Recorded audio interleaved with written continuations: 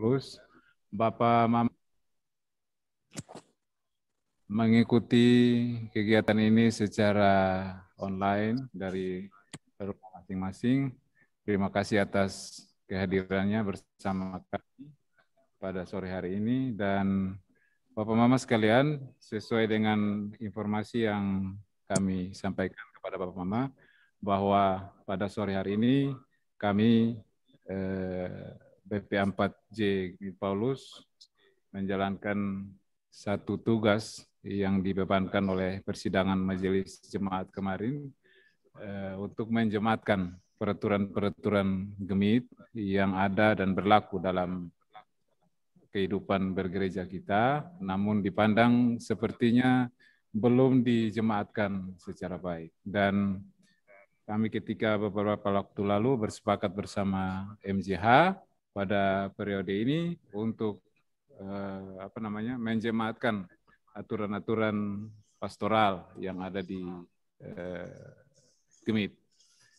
BP4J dalam hal ini juga sebenarnya itu berkolaborasi dengan OPP PDPI, namun dalam 5 series awal tentang penjemaat pastoral, peraturan pastoral Gemit ini lebih kepada peraturan-peraturan, dan nanti dalam penjemaatan ajaran-ajaran itu akan dilakukan oleh teman-teman PIPD.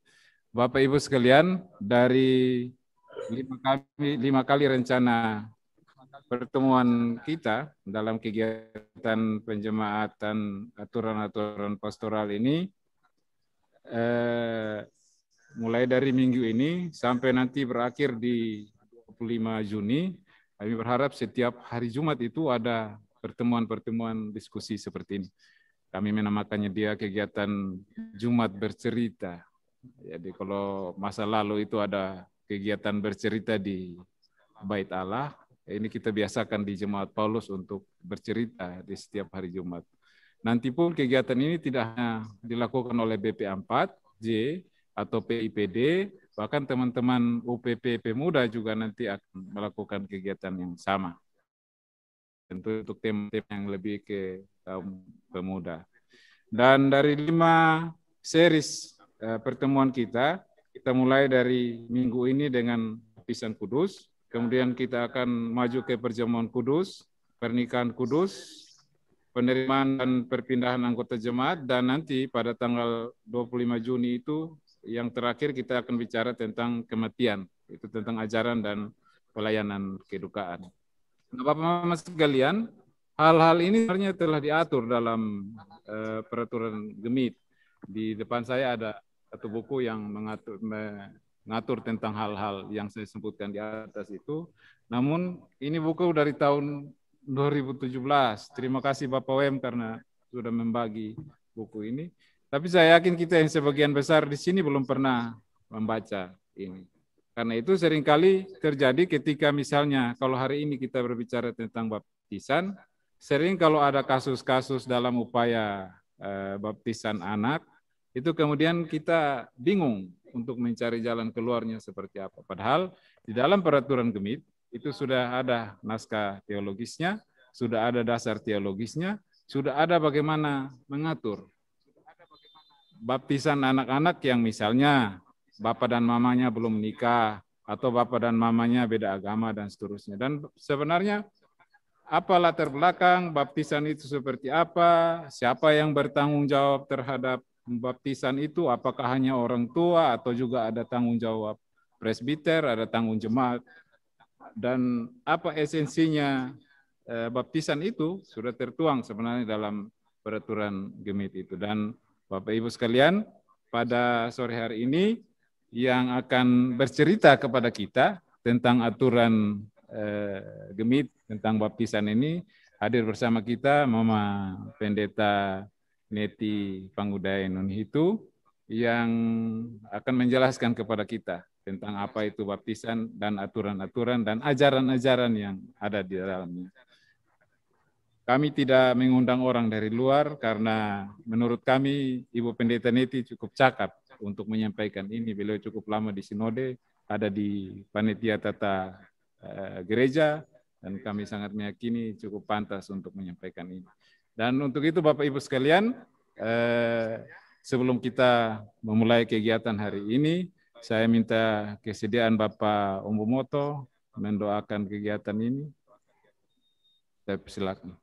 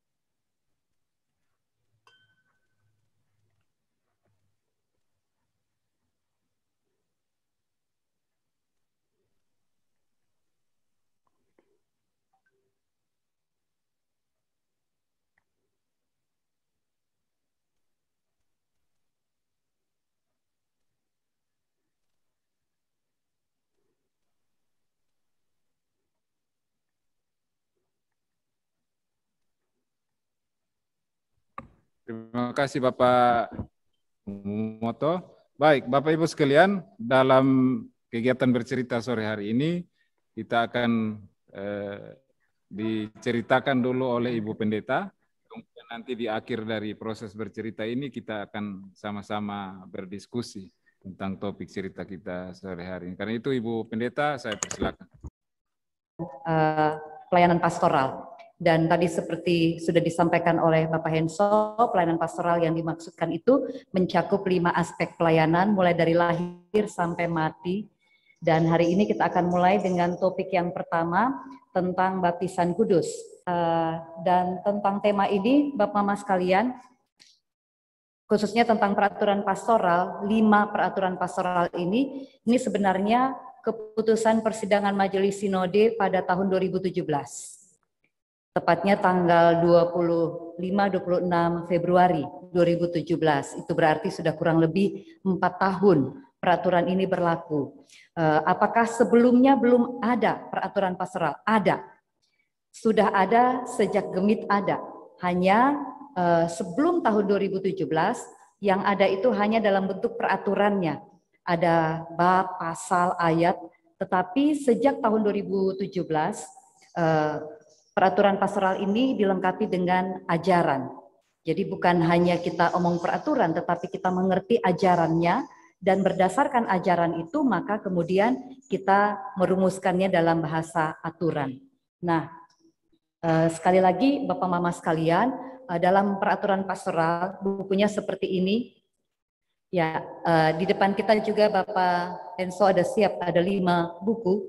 Jadi sebentar kalau diskusi, siapa yang beruntung nanti dibagikan 1 buku. Minggu depan lagi sampai 5 kali.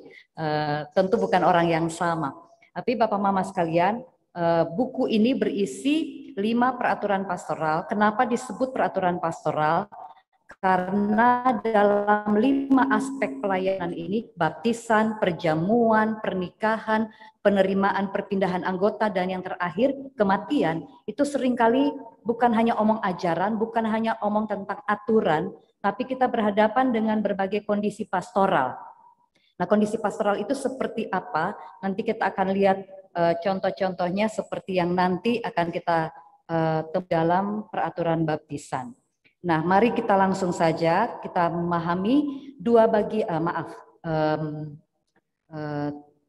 bagian dari peraturan pastoral ini. Mari kita pahami terlebih dahulu apa ajarannya, kemudian bagaimana kondisi pastoral yang kita hadapi di jemaat-jemaat, dan apa aturannya. Sehingga diharapkan Bapak Mama sebagai penata layan di Gemit Paulus, sebagai penatua diaken pengajar, sebagai calon pendeta, kita semua bisa menjelaskan kepada jemaat, atau ketika jemaat datang bertanya, ketong bisa menjawab. Nah, mari kita lihat sama-sama di dalam ajaran Gemit yang ada dalam buku ini, ada beberapa aspek. Yang pertama, mari kita pahami terlebih dahulu apa dasar Alkitab tentang baptisan. Yang kedua, apa kata Gemit tentang sakramen. Tentu bukan Gemit sendiri, tapi Gemit bersama gereja-gereja yang lain yang seasas. Namun ada keunikan yang membedakan Gemit dari gereja Katolik. Yang berikut, apa esensi atau prinsip dari pelayanan baptisan. Yang keempat, bahwa pengajaran tentang Allah Tritunggal itu adalah bagian inti dari ajaran dan pelaksanaan baptisan. Yang kelima, kita akan lihat sama-sama bagaimana kondisi pastoral yang ketong selalu alami, yang selalu ketong hadapi bersama jemaat. Dan yang terakhir nanti ketong akan lihat apa kata aturan Gemit. Tetapi aturan Gemit ini bukan aturan yang berdiri sendiri. Karena kita ada di negara hukum, maka apa yang diatur oleh Gemit ini ada kaitannya juga dengan hukum yang berlaku di negara ini. Sehingga nanti kita akan lihat juga beberapa pasal di dalam undang-undang yang berlaku di negara ini terkait dengan status anak atau status pernikahan orang tua. Baik, Bapak Mama, mari kita mulai dengan bagian yang pertama, tentang dasar baptisan. Apa kata Alkitab tentang baptisan? Ada banyak sekali bagian dalam Alkitab yang bicara tentang baptisan, tetapi yang paling utama dari semua itu adalah dalam Injil Matius 28. Ayat 18 sampai 20, saya kutip hanya beberapa kata saja. Kalau lengkapnya, kepadaku telah diberi kuasa di bumi dan di sorga dan seterusnya. Lalu ada kalimat, baptislah mereka dalam nama Bapa dan Anak dan Roh Kudus. Kemudian ada kalimat terakhir, dan ketahuilah aku menyertai kamu sampai akhir zaman. Jadi ini kalimat yang pendek sekali Bapak Mama, tetapi di dalam kalimat ini terkandung dua hal. Ada perintah, baptislah, dan ada janji, aku akan menyertai sampai akhir zaman. Ini pengajaran kita, tetapi hal yang esensi di dalam dasar baptisan ini adalah kata baptisan. Dan kata ini yang kalau ketong pahami dengan benar, maka ketong akan mempersoalkan cara baptisan. Di sini baptis dengan percik, di sana selam, atau pencurahan, atau apapun yang dilakukan, cara apapun. Tetapi kalau ketong mengerti makna dari kata baptisan, ketong akan mempersoalkan cara. Karena di dalam Alkitab, kata baptizo atau baptizontes, baptizei itu hanya berubah dia punya subjek di belakang sa. Di perjanjian lama ada, di perjanjian baru ada. Dan kata baptizo ini dalam bahasa Yunani, bahasa asli itu dia punya banyak makna yang tidak perlu dipertentangkan satu dengan yang lain. Di perjanjian lama misalnya Musa diperintahkan oleh Allah untuk menguduskan benda atau barang-barang kudus yang dipakai hanya untuk ibadah, misalnya tabut, mezbah dan lain sebagainya, itu pakai kata baptizo untuk Musa lakukan percik, pengudusan, percik atau darah hewan dipercik itu pakai kata baptizo. Kemudian mencelupkan, kalau menyelamkan itu pun pakai kata baptizo. Mencelupkan, menyelamkan itu berarti seluruh tubuh. Kalau mencelupkan itu bisa bagian tubuh tertentu. Mencurahkan itu berarti dari atas tubuh kita, air dicurahkan ke atas kita. Memercik itu berarti, ya kita semua mengerti itu. Dan yang terakhir itu apa ya? Membasuh. Jadi semua arti dari kata baptizo ini ada dalam Alkitab. Hanya satu kata dalam bahasa asli, tetapi punya makna yang bervariasi tergantung kapan atau kepada siapa dikenakan. Bisa kepada benda-benda kudus, bisa kepada orang. Bahkan di dalam surat Ibrani dan Korintus itu dikatakan Musa membawa umat Israel menyeberang Laut Merah, Laut Merah itu pakai kata baptizo juga. Padahal kan mereka tidak kena air, mereka menyeberang di tanah yang kering. Tapi Alkitab menggunakan kata baptizo. Jadi kesimpulannya Bapak Mama, di dalam Alkitab ketika digunakan kata baptizo itu punya banyak makna. Dan karena itu ketika kita gereja memilih salah satu cara, tidak usah cara itu dipertentangkan dengan cara lain. Kalau di sini pakai percik, di sana pakai selam, tidak masalah. Bukan caranya, karena Alkitab sendiri menggunakan beragam cara. Kita memilih salah satu. Ini dasar yang pertama yang harus kita mengerti, sehingga kita tidak usah lagi mempersoalkan kenapa di sana selam, kenapa di sini, dan seterusnya. Tidak ada soal di dalam Alkitab itu, kita yang bikin soal. Nah, kemudian yang kedua, topik yang kedua, mari kita sama-sama pahami tentang apa itu sakramen. Tidak banyak Bapak Mama, tetapi kalau kita ingat kembali, dulu ketong pernah belajar di katekisasi mungkin, bahwa dalam sejarah gereja, sebelum ada gereja reformasi, sakramen itu ada 7. Dan itulah yang masih dipertahankan oleh gereja Katolik sampai hari ini. Ada 7 sakramen, mulai dari baptisan, penguatan atau krisma, ekaristi, pengakuan dosa, pengurapan orang sakit, tabisan imamat, dan pernikahan. 7 yang masih dipertahankan oleh gereja Katolik sampai hari ini. Tetapi kita gereja reformasi termasuk Gemit dan gereja-gereja seasas GKS, GKI, GKJ, dan beberapa gereja yang lain yang ada di bawah arus reformasi hanya mengenal 2. Hanya 2 dari 7. 5-nya kemana? 5-nya tidak dipakai. Kenapa tidak dipakai Bapak Mama? Kenapa hanya 2? Dan 2 itu yang mana? 2 itu adalah, ada yang tahu? Ada yang tahu 2 sakramen yang dikenal oleh gereja-gereja reformasi? Baptisan dan perjamuan. Yang kedua perjamuan. Nikah sonde Bapak Mama. Kadang-kadang masih ada yang sakramen pernikahan. Pernikahan bukan sakramen. Kenapa begitu Bapak Mama?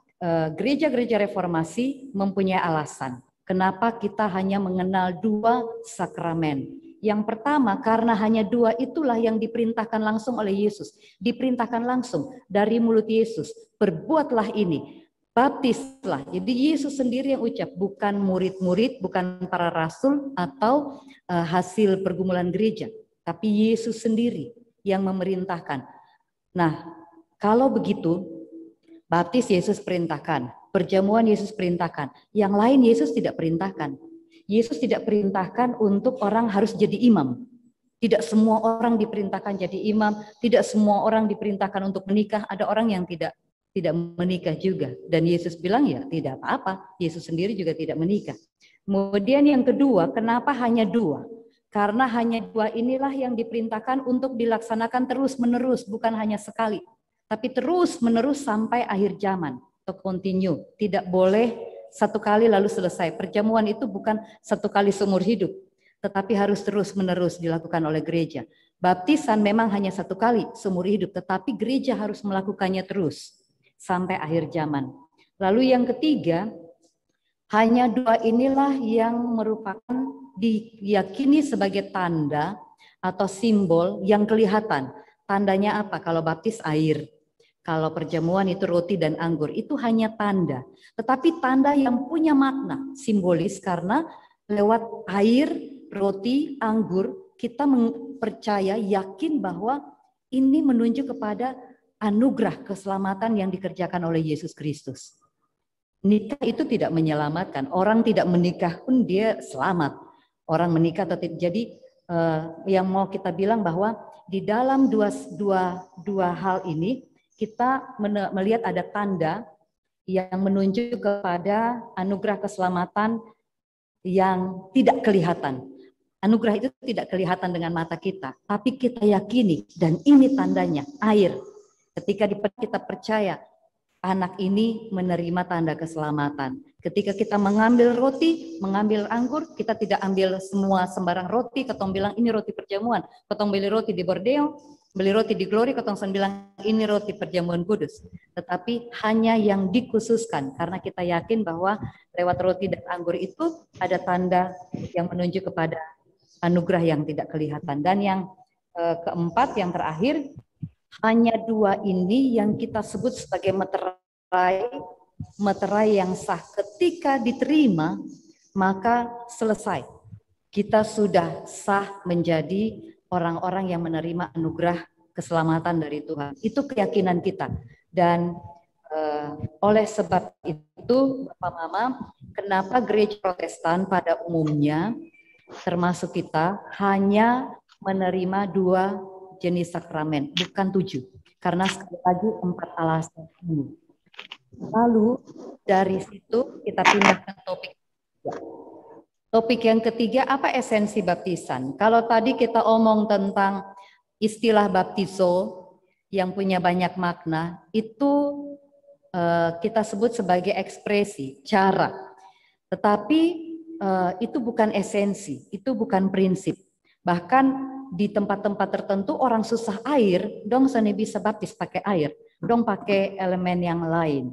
Ya apa boleh buat. Atau roti dan anggur. Di tempat-tempat tertentu orang seni bisa pakai anggur. Karena memang seni ada produksi anggur. Oke, itu nanti kita bahas pada waktu perjamuan. Tapi esensi dari baptisan itu, menurut Gemit, esensi baptisan ada pada doktrin atau ajaran tentang anugerah. Kita semua mengerti apa itu anugerah, tetapi di dalam buku ini dirumuskan anugerah itu kurang lebih begini. Baptisan itu kita terima secara pasif. Pasif itu artinya bahwa yang mengerjakan secara aktif itu adalah Allah, bukan kita. Kita penerima. Bukan kita yang mengusahakan keselamatan. Tapi keselamatan itu adalah apa yang dikerjakan oleh Yesus Kristus di atas kayu salib, lalu kita diberi, kita menerima secara pasif. Sehingga dalam baptisan itu ketika orang diselamkan atau menerima percikan, itu punya makna kita disalibkan, kita dikuburkan, kita dibangkitkan di dalam Yesus. Nah, disalibkan itu kan kalimat kata-kata pasif ya. Bukan, kita tidak menyalibkan diri sendiri atau menguburkan diri sendiri atau membangkitkan diri sendiri, kan tidak. Bukan kita yang aktif menyalibkan diri, tetapi bahwa lewat baptisan kita disalibkan di dalam Kristus, dikuburkan di dalam Kristus, dibangkitkan dalam Kristus. Jadi kalau Yesus melakukan ritual baptisan itu dengan selam di Sungai Yordan, padahal sebenarnya menurut cerita Sungai Yordan itu tidak di bagian yang waktu Yesus baptis itu bukan sungai yang dalam, tapi dangkal, hanya di kaki.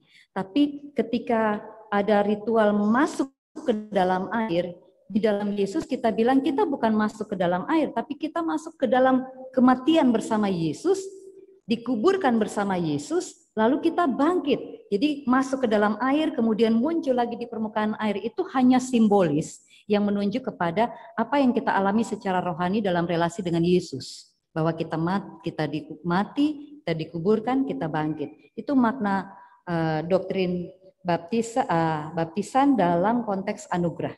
Tuhan yang mengerjakan keselamatan dan menganugerahkannya kepada kita, kita menerima secara pasif. Nah, secara praktis, anak-anak yang dibawa untuk dibaptis itu kan tidak mengerti. Ya, mereka pasif. Itulah simbol kepasifan kita ada pada anak-anak yang belum mengerti, Bapak Mama atau Bapak Mama Ani yang datang gendong lalu menerima. Kita menerima secara pasif. Kemudian doktrin ini juga punya makna bahwa setelah kita menerima sakramen baptisan, ada tanda, ada materai pada kita, lalu kita bukan pasif-pasif selama-lamanya, tetapi kita percaya bahwa anugerah itu bekerja melalui Roh Kudus, mengaktifkan iman kita lewat apa? Lewat peran orang tua, peran gereja yang menolong kita. Maaf, ini saya tutup saja. Ya, menolong kita sehingga kita berproses, bertumbuh terus, bukan pasif lalu tidak bikin apa-apa. Tapi orang tua didik kita, Bapak Mama Ani didik kita, Bapak Mama Ani bukan hanya tunggu pas naik kelas kasih hadiah, pas Natal kasih hadiah, bukan. Tetapi mendidik lewat gereja, lewat katekisasi, sehingga pada suatu waktu anak yang tadi dibaptis, yang menerima baptisan secara pasif itu, dia kemudian mengalami perubahan. Dia makin aktif, ketika dia makin mengerti, dia mengaku imannya sendiri secara aktif. Lewat apa? Lewat peneguhan CD itu. Yang kita bilang itu kita bilang peneguhan sidi, tapi itu sebenarnya secara teologis itu pengakuan iman secara aktif dan pribadi. Saya tadi dibaptis, saya pasif, orang tua yang gendong saya, orang tua yang jawab, ya kami percaya dan berjanji, tapi sekarang saya mengaku sendiri, ya saya percaya dan berjanji. Jadi ada perubahan dari pasif ke aktif. Nah itulah doktrin anugerah. Kita menerima berkat dari Tuhan secara pasif, tetapi kemudian Roh Kudus menolong kita sehingga kita bertumbuh dan mau menjadi orang-orang yang berespon secara aktif kepada Tuhan. Baik Bapak Mama sekalian yang di rumah maupun yang di gereja, ketong lanjutkan. Tidak bergantung kepada siapa yang membaptis dan siapa yang dibaptis. Tetapi itu tidak berarti bahwa semua orang siapa saja punya kewenangan untuk membaptis. Misalnya mama baptis depo anak sendiri atau bapak baptis depo anak sendiri, tidak bisa. Ada ketentuannya. Tetapi juga bukan berarti bahwa karena harus dibaptis oleh pendeta jadi harus pendeta yang seperti apa? Harus pendeta yang tidak boleh punya cacat celah atau bagaimana? Ada aturannya juga. Tetapi jangan sampai yang terjadi seperti di Korintus. Rasul Paulus bilang begini, apakah kamu dibaptis dengan nama Paulus? Dengan nama Apolos? Atau nama Kefas? Karena mereka mempertentangkan siapa lebih unggul di antara satu pendeta dengan pendeta yang lain. Jadi bukan bergantung kepada siapa yang membaptis. Contoh begini, ada orang yang dulu dibaptis oleh katakanlah pendeta Neti. Tetapi tiba-tiba suatu waktu pendeta Neti bikin kesalahan kejahatan yang luar biasa. Apakah kemudian baptisan yang pernah diberikan kepada siapa saja jadi batal? Tidak, karena baptisan itu bukan dengan nama Netiko Sapako, tapi dengan nama Allah Bapa, Anak, Roh Kudus. Jadi tidak bergantung sama sekali kepada siapa kita atau cara apa yang kita pakai. Karena sekali lagi anugerah itu benar-benar bergantung kepada kebaikan Allah, kemurahan Allah. Lalu yang terakhir, dari ajaran ini kita diajak untuk mengerti bahwa anugerah itu hanya sekali diberi. Anugerah itu bukan sesuatu yang Allah sukasi, itu Allah tarik kembali, Allah batalkan karena melihat keadaan kita, besok kasih, makanya ini orang kurang bersyukur jadi tarik kembali. Tidak, anugerah itu ketika diberikan sekali untuk selamanya, itu yang kita bilang predestinasi atau providensi Allah. Allah berkenan memberi kepada siapa, maka akan berlaku sampai selama-lamanya. Sehingga dalam konteks baptisan itu kalau ketong bilang ketong terima, ketong percaya bahwa anugerah itu sudah berlaku atas ketong hidup, ketong bisa batalkan. Allah saja tidak batalkan, bagaimana kita bisa batalkan lalu ketong bilang kayaknya mau baptis ulang. Karena kalau ketong bilang mau baptis ulang, berarti ketong menganggap bahwa anugerah Allah itu kurang khasiatnya atau harus ditambah lagi dengan sesuatu yang menurut kita sesuai dengan ketong pemahaman. Padahal sekali lagi anugerah sekali diberi berlaku untuk selama-lamanya, tidak dapat dibatalkan oleh siapapun, bahkan Allah sendiri pun tidak membatalkan, apalagi ketong manusia. Hanya karena ketong pindah gereja, ketong bilang ketong baptis ulang. Lalu baptis yang kemarin dalam nama Bapa, Anak, Roh Kudus itu kau anggap apa? Itu berarti kita anggap bahwa baptisan bukan lagi anugerah. Lalu Bapak Mama sekalian yang berikut, kalau demikian pemahaman kita tentang ajaran baptisan, prinsip baptisan, berpusat pada konsep anugerah, maka implikasinya dalam pelayanan baptisan adalah yang pertama, karena ini anugerah, maka Allah mau kasih disapa itu kewenangannya Allah. Jadi kita sebagai gereja dalam pelayanan kita katakan ini pelayanan terbuka karena Allah yang beranugerah, maka kita tidak bisa membatasi. Gereja pun tidak punya kewenangan untuk membatasi anugerah Allah. Hanya boleh diberi kepada rayon satu, misalnya rayon satu tong hitung-hitung dosa sapa. Tidak, gereja tidak punya kewenangan untuk membatasi. Allah berkenan memberikannya secara terbuka kepada siapa saja. Lalu yang kedua, karena ini anugerah, maka implikasinya gereja, termasuk gereja Masehi Injili di Timor, mengatakan baptisan yang sudah pernah diterima oleh seseorang tidak dapat dibatalkan oleh gereja. Tidak dapat diulangi, termasuk kalau misalnya dia pindah agama.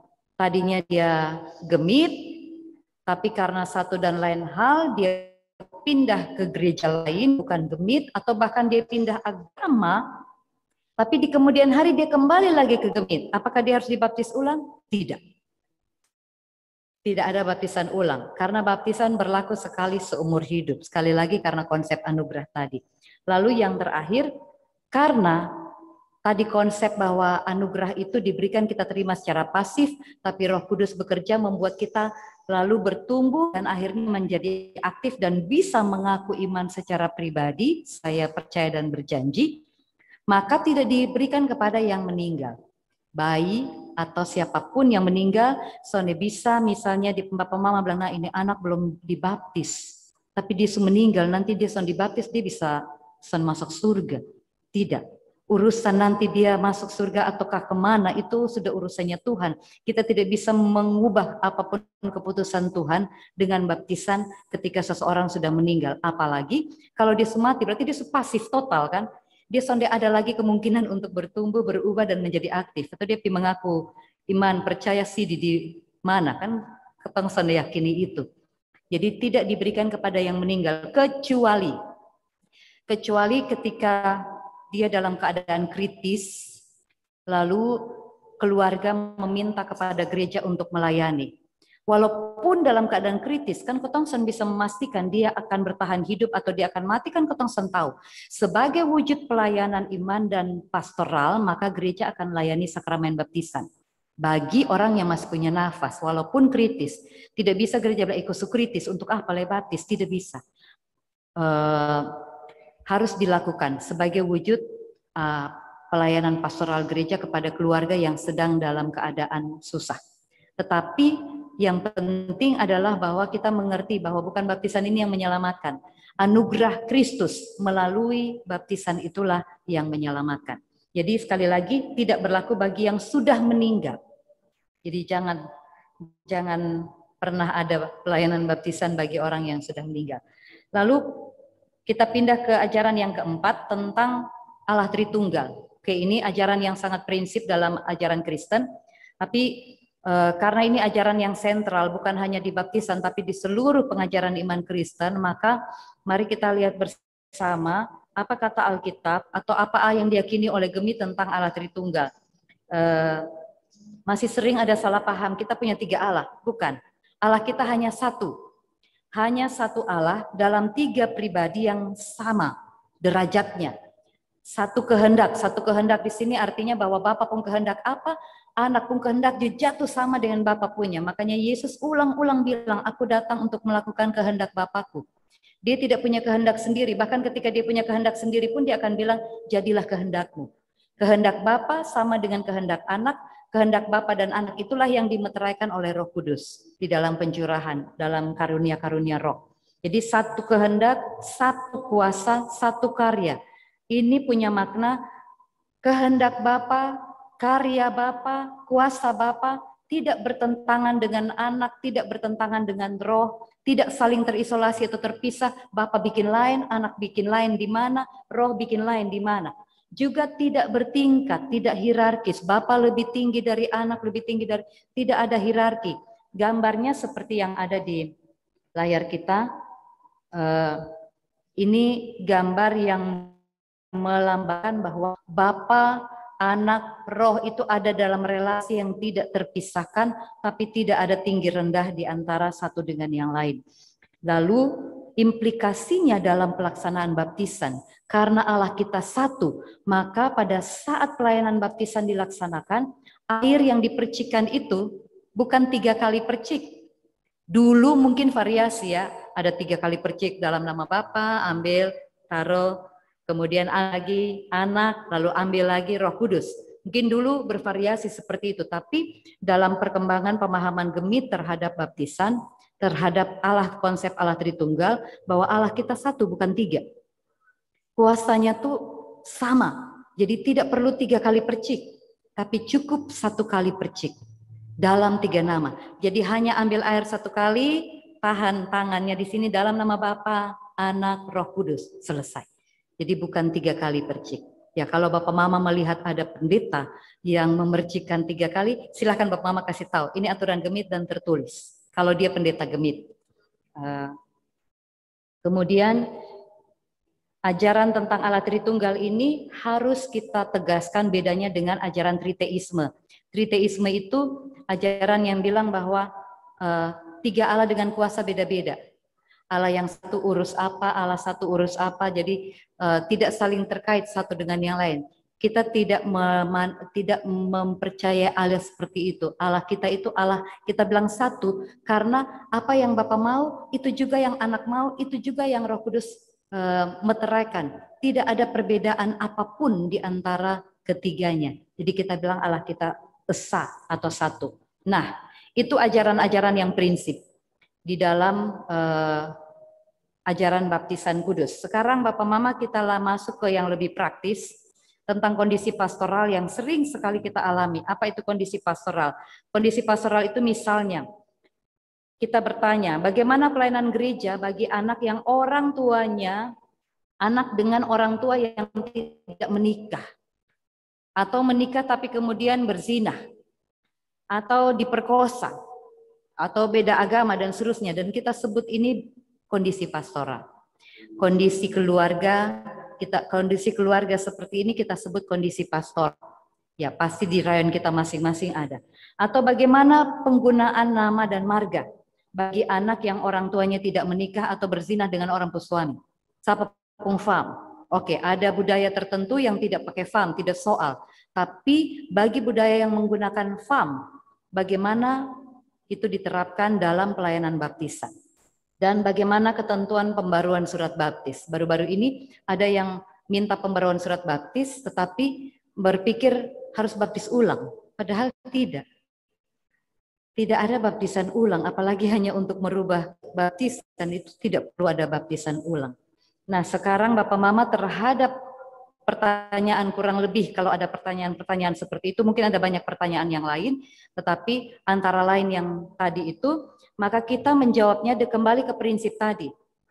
Apapun kondisi pastoralnya, kita melayani berdasarkan prinsip anugerah Allah, bahwa anugerah Allah itu bebas, terbuka, diberikan kepada siapa saja, tidak diskriminatif. Tidak bisa karena anak ini dia punya mama saja yang datang, di bapak entah ada di mana, nah dia duduk di belakang tahan, biar dia urut di belakang. Tidak bisa seperti itu. Tidak ada diskriminatif atau tunggu tahan dulu, jangan baptis dulu, tunggu ke bapak dan mama nikah. Anaknya harus dibaptis, orang tuanya yang didisiplinkan. Jadi itu harus dibedakan. Baptisan tidak boleh dicampur adukan dengan ketidaktaatan dari orang tua, karena baptisan ini untuk anaknya. Nah, ada jawaban-jawaban yang nanti kita akan lengkapi.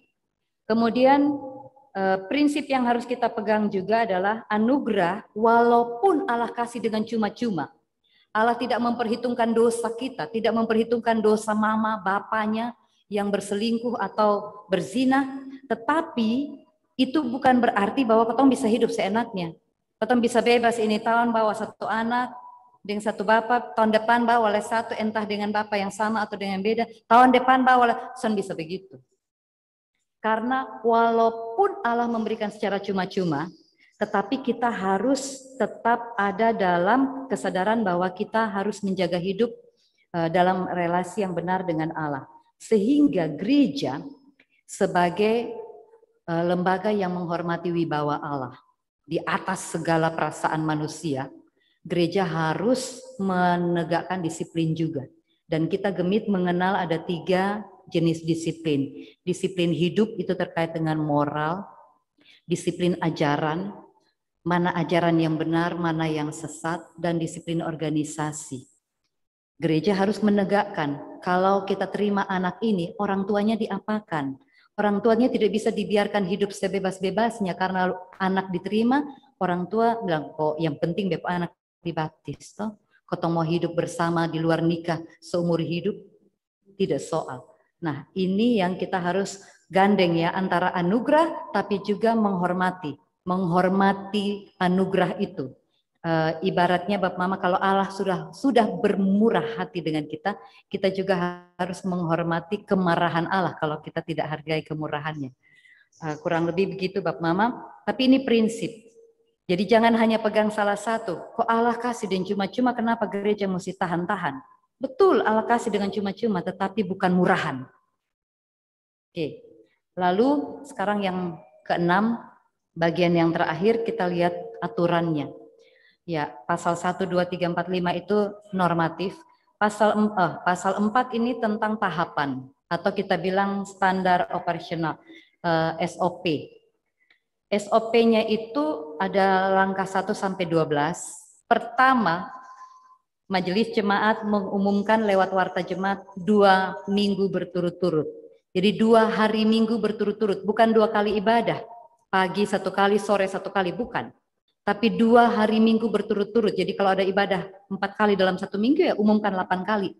Jadi kalau misalnya kita umumkan tanggal 1, kemudian kita umumkan lagi tanggal 8, maka pelayanan baptisan baru bisa diadakan sesudah tanggal 8.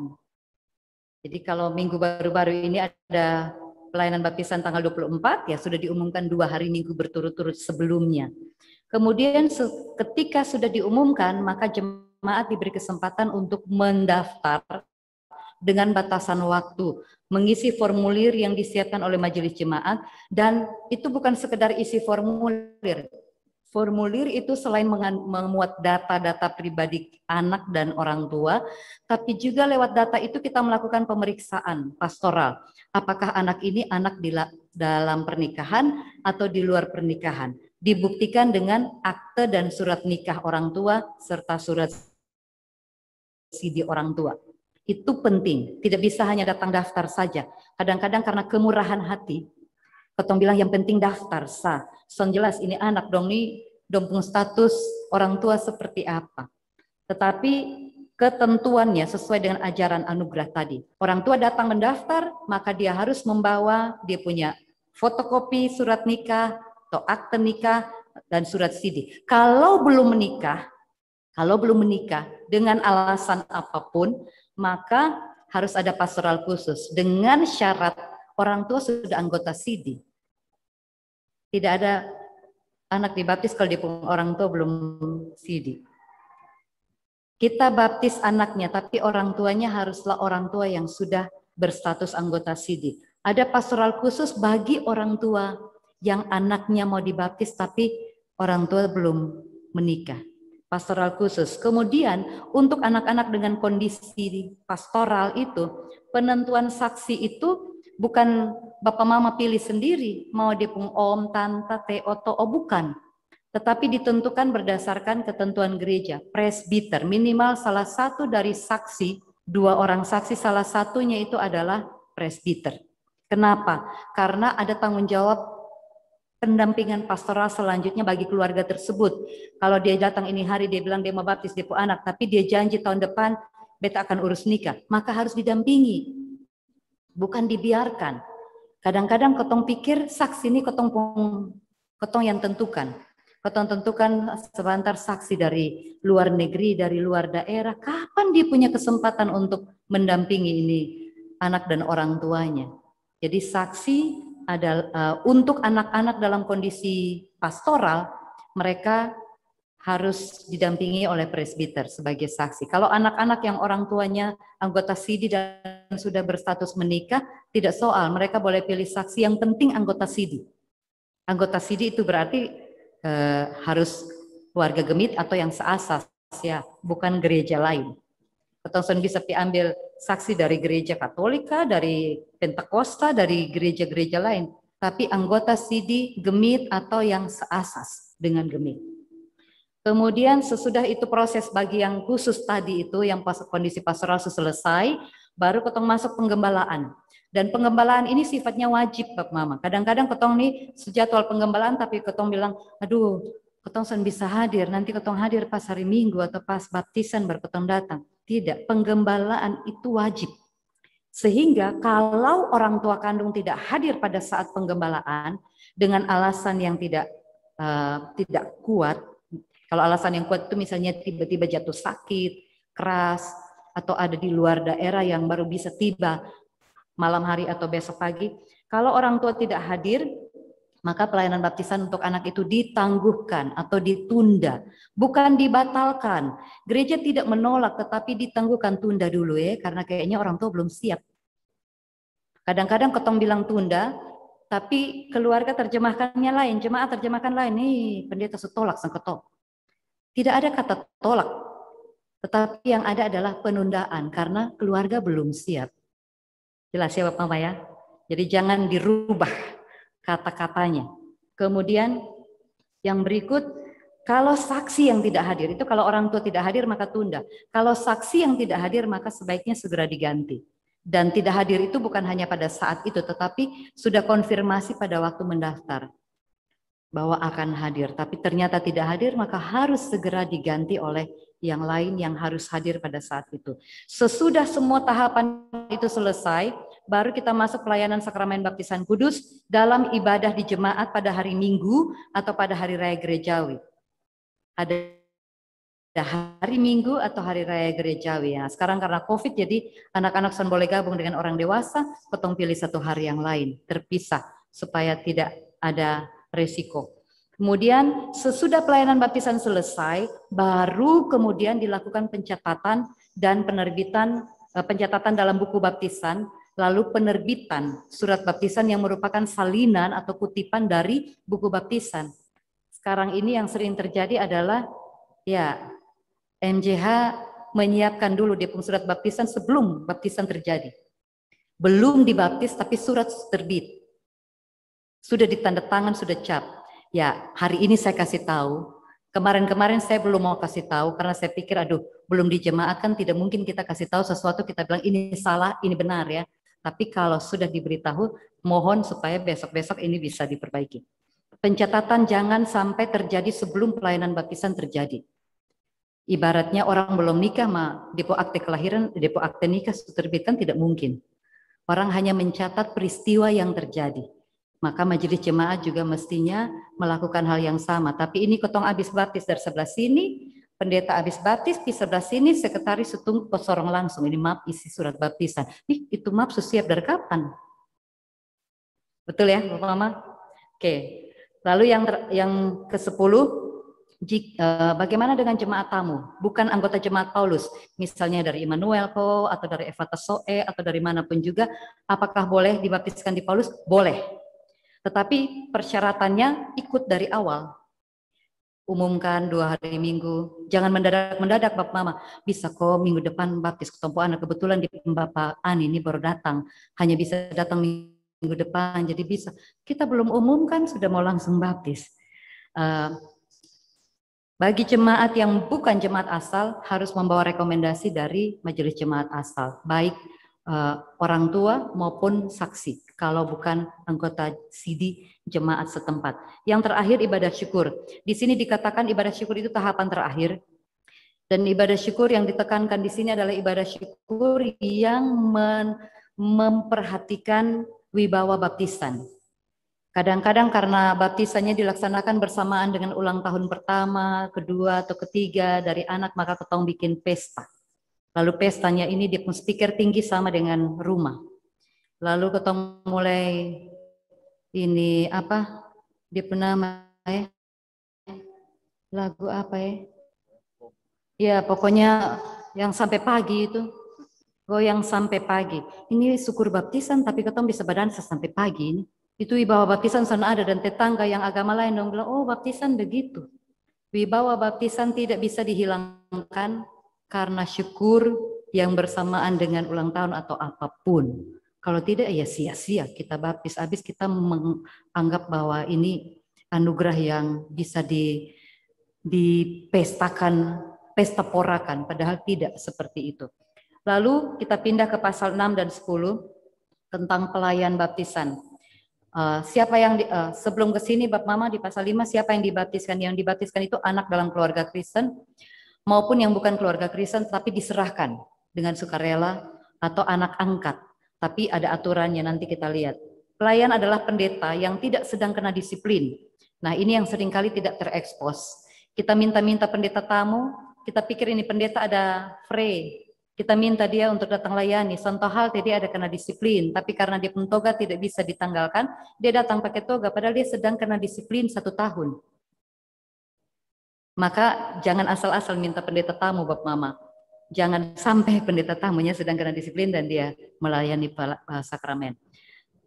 Pada saat pelayanan sakramen baptisan kudus sedang dilaksanakan dan pendeta yang melayani tidak dapat melanjutkan pelayanan sakramen, maka harus dilanjutkan oleh penatua. Penatua. Ya, itu tugas pokok juga ya dari kewenangan ya dari penatua. Pada saat pembekalan mudah-mudahan Bapak Mama masih ingat kewenangan dari penatua salah satunya adalah melayani sakramen. Dan penatua yang mana? Dalam satu ibadah mungkin ada 3-4 penatua. Penatua yang dimaksudkan di sini adalah penatua yang pada saat ibadah itu berlangsung dia bertugas sebagai penanggung jawab ibadah. Penanggung jawab ibadah itu yang mana? Yang berdoa di konsistori, yang membawa Alkitab dan menyerahkan kepada pendeta dan menerima kembali. Itulah penanggung jawab ibadah yang harus melanjutkan pelayanan sakramen apabila pendeta tidak dapat melanjutkan. Lalu selanjutnya Bapak Mama, saksi. Siapa yang boleh jadi saksi? Sebenarnya saksi adalah jemaat, karena itu pelayanan sakramen harus dilakukan dalam persekutuan jemaat, bukan dibikin di rumah atau bikin sendiri-sendiri terpisah, tidak. Tetapi dalam persekutuan jemaat diketahui oleh jemaat, tapi bukan semua jemaat pun nama tulis di itu surat, kan tidak mungkin. Diwakili oleh 2 anggota sidi. Ingat Bapak Mama, anggota sidi. Tapi bukan anggota sidi yang baru sidi bulan Desember, Januari jadi Bapak Ani, Mama Ani. Ya anggota sidi yang memang sudah menunjukkan dia punya ketekunan, kesetiaan dalam bergereja dan bertanggung jawab terhadap generasi berikut ya silakan. Tapi bukan karena imam maupun adik, mama pun kakak baru sidi jadi dia langsung berdiri jadi Bapak Ani. Berhikmatlah untuk hal ini Bapak Mama. Dan dalam surat baptis nama orang tua yang ditulis itu walaupun tidak menikah, tidak bisa ba ide nenek bilang dia belum nikah jadi nanti tulis ba ide nenek pun nama, opa de oma pun nama, atau dia pun to'o de mama to'o pun nama. Tidak. Karena Tuhan kenal siapa pun rahim. Di sini ditulis, dikutip Yeremia pasal 1 ayat 5. Sebelum aku membentuk engkau dalam rahim ibumu, aku sudah mengenal engkau. Jadi jangan ganti-ganti nama. Jadi harus yang punya rahim siapa, tulis dia pun nama. Kalau dia son nikah, ya sudah son tulis dia pembapa son apa-apa, hukum menjamin itu. Tetapi harus mama kandung pun nama. Jangan mbak ide nenek, dan son dikotong sepakat di keluarga, mbak ide nenek pun nama yang tulis. Oke boleh, tapi proses hukum adopsi. Jika orang tua berzina, mama berzina dengan orang tua suami. Ini sering terjadi Bapak Mama. Mungkin mamanya tidak menikah atau menikah tapi punya anak dengan suami orang. Maka jangan coba-coba tulis itu Bapak pun nama di surat baptis. Tidak boleh. Biar tulis satu nama di situ. Bapak pun nama tulis apa? Strap. Dia pembapa nama strap. Karena orang pun suami mungkin ketong tulis di surat baptis. Karena gemit tidak mengakui poligami. Kalau ketong tulis orang pun laki pun nama di dalam surat baptis sama dengan ketong mengakui poligami. Oke. Jadi bapak-bapak jangan pikir Bapak dong pun nama bisa ditulis di mana-mana. Oke.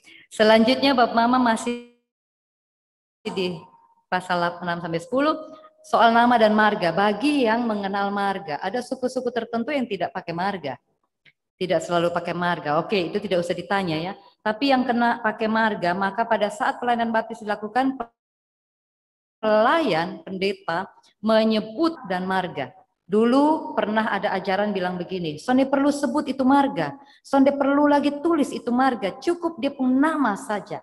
Kenapa begitu? Karena di pembai dong kan sebaptis, jadi sebaptis pakai itu marga, jadi anak upu dong tak usah lah.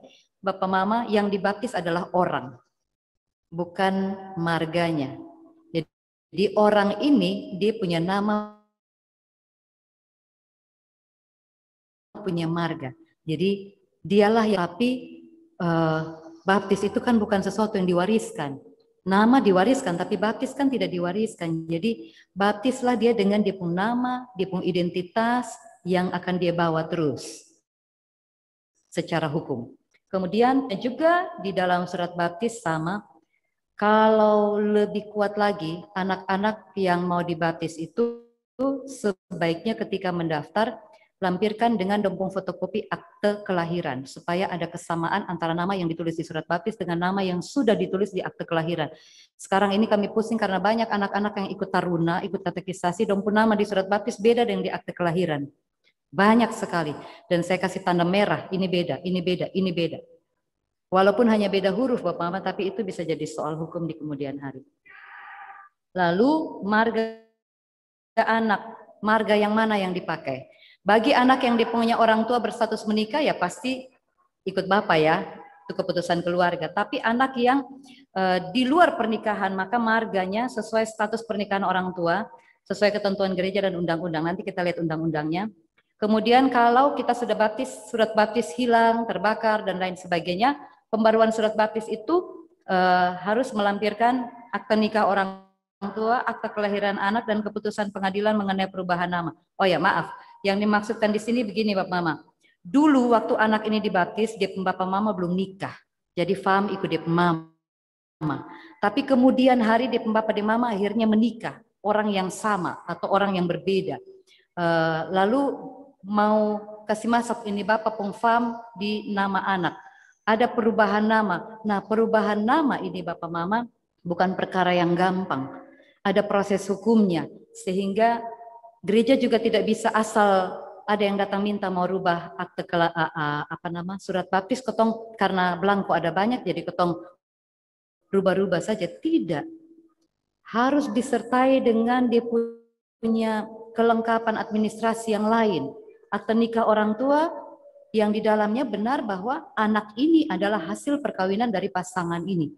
Dan itu yang akan menolong gereja tidak punya soal di kemudian hari. Saya cerita sedikit singkat saja Bapak Mama, tahun 2017 saya pergi ke Polres karena panggilan dari Polres ke Majelis Sinode harus mengklarifikasi jadi saksi dalam satu perkara gara-gara perubahan nama di surat baptis. Orang ini Sumati. Dia lahir tahun 1901 atau berapa, tapi dia sudah dia dibaptis tahun 1900 awal-awal. Sudah mati. Tetapi kemudian keturunannya, ini karena soal tanah, jadi dong rubah dong pung surat baptis, rubah dong pung Fam. Tadinya baptis di Betel Oesapa, kemudian dirubah di gereja Kota Kupang, nama pendeta jelas, lalu di Polres itu saya ditanya, yang mana yang asli? Setelah kita lihat dokumen-dokumennya, yang asli adalah yang di Betel. Lalu marga yang asli yang mana? Marga yang asli adalah yang ini. Bukan yang ini dan seterusnya ya. Jadi ya, kembali ke status hukum identitas yang sebenarnya dari orang tersebut. Jadi jangan asal rubah. Gereja pun jangan asal rubah karena bisa terjadi persoalan hukum di kemudian hari. Ketong dibawa ke Polres harus jadi saksi minimal. Nah, itu peraturan kita, Bapak Mama, ada 11 pasal saja. Sekarang kaitannya dengan hukum yang berlaku di negara kita. Kita lihat yang pertama ini hanya ada 2 pasal saja Bapak Mama. Ini undang-undang yang walaupun sudah berulang kali ada yang mengajukan uji materi di Mahkamah Konstitusi tapi selalu ditolak.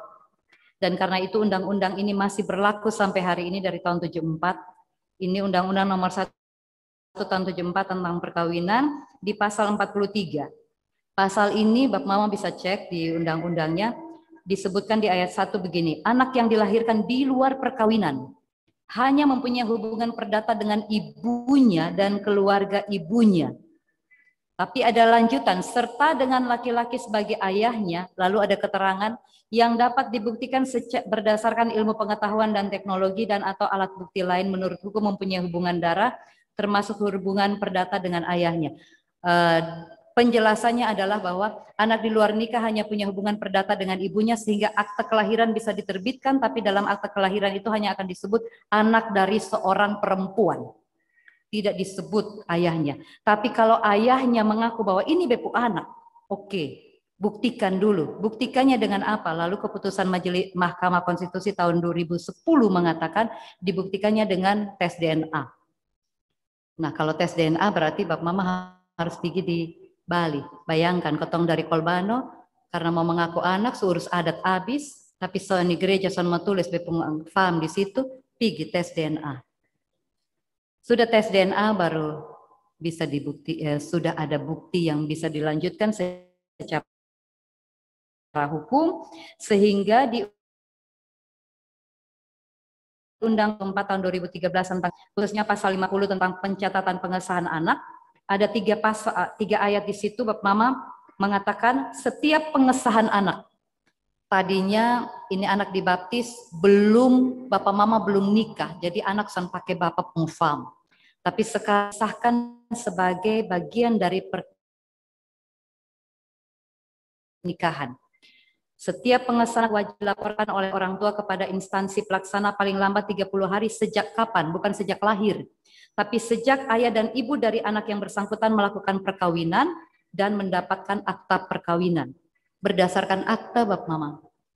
Ini ketong datang baptis, sana ada akte nikah, sana ada surat nikah, sana ada akte nikah, tetap baptis. Tapi di negara, akte kelahiran anak mau terbit, Bapak Mama mau akte nikah mana? Yang kedua, pengesahan anak hanya berlaku bagi anak yang orang tuanya telah melaksanakan perkawinan sah.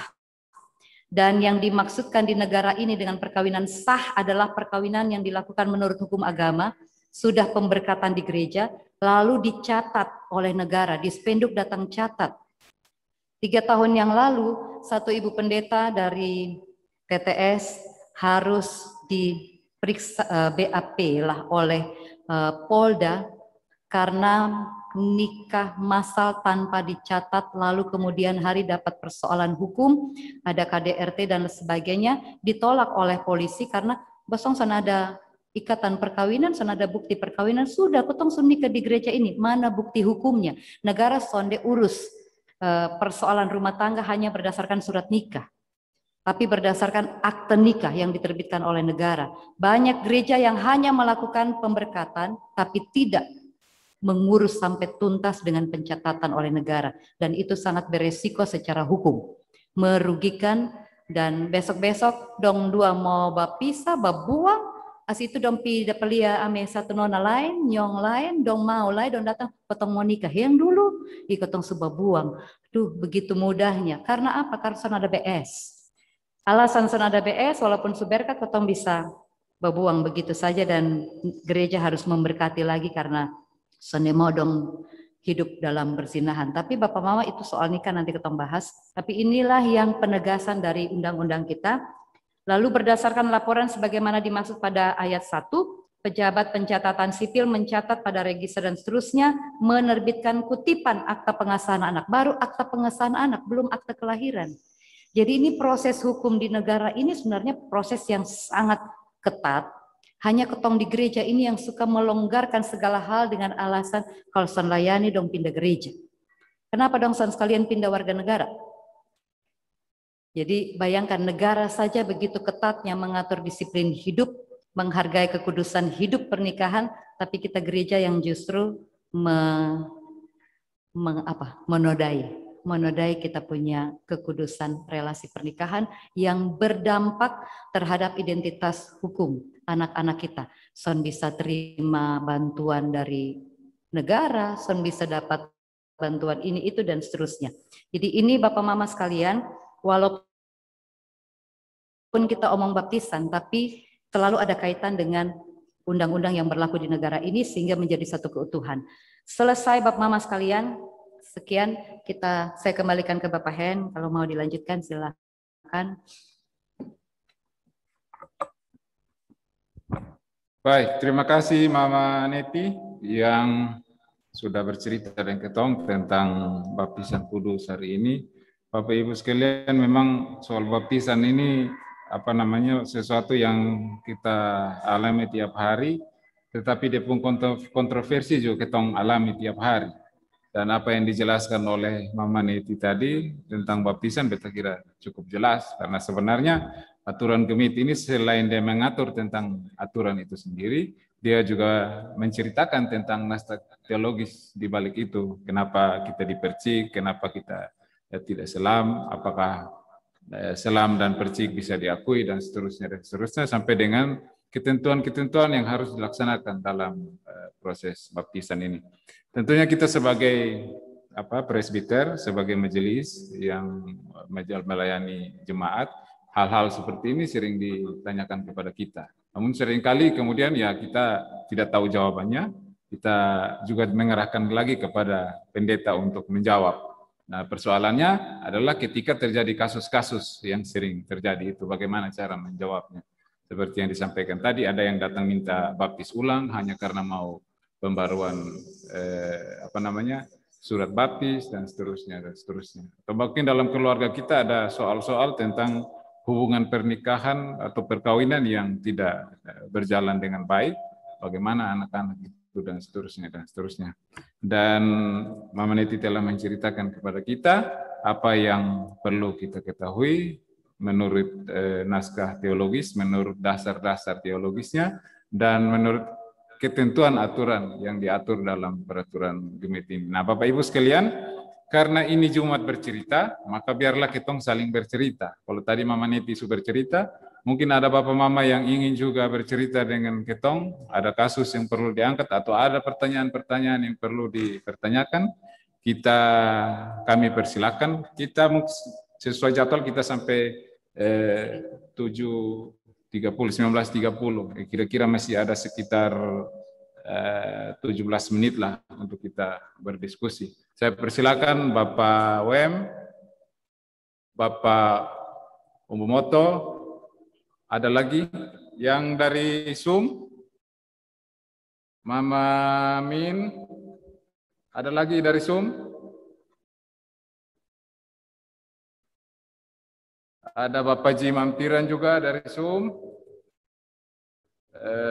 Baik, kita batasi 5 dulu ya. Dari Zoom ada 2, dari Gedung Kebaktian ada 2, ada lagi 1 orang mungkin yang ingin menambahkan. Baik, kalau belum mungkin 4 orang dulu. Saya persilakan Bapak Wem dulu. Baik.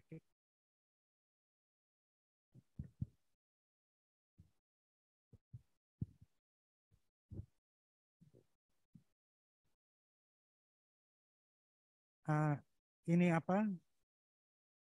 Peraturan pastoral baptisan ini 2017. Nah, bagaimana ada kejadian-kejadian yang sudah terjadi sebelum 2017? Apakah perlu diperbaiki atau tidak perlu diperbaiki?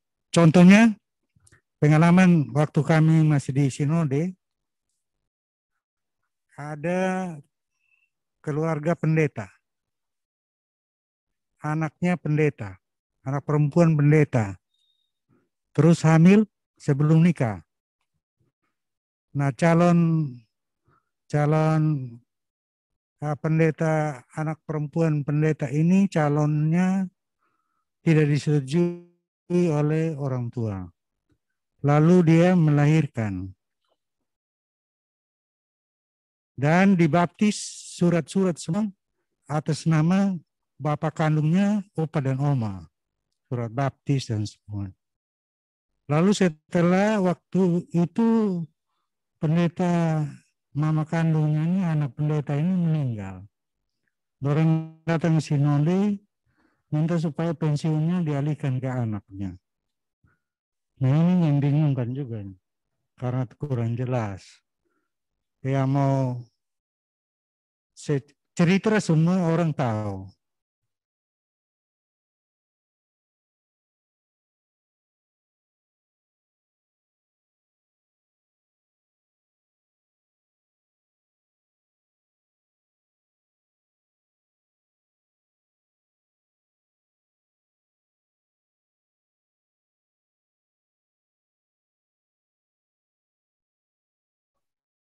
Baik, Bapak Umumoto.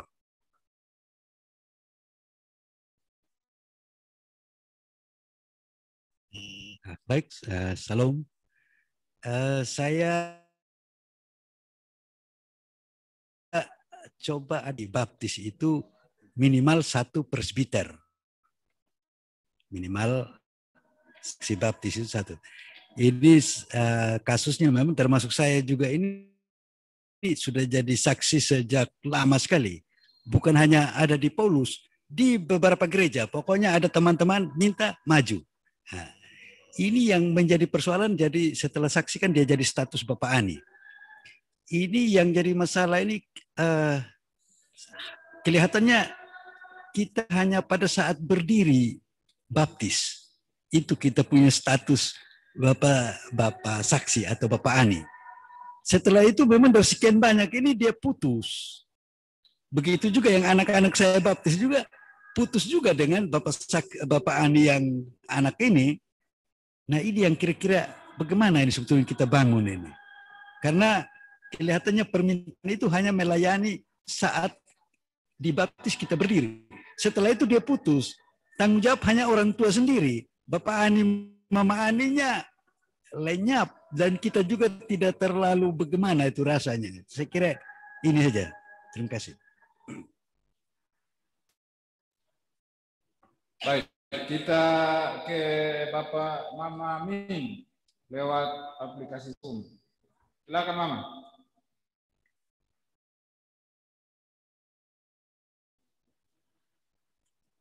Di-unmute dulu Mama.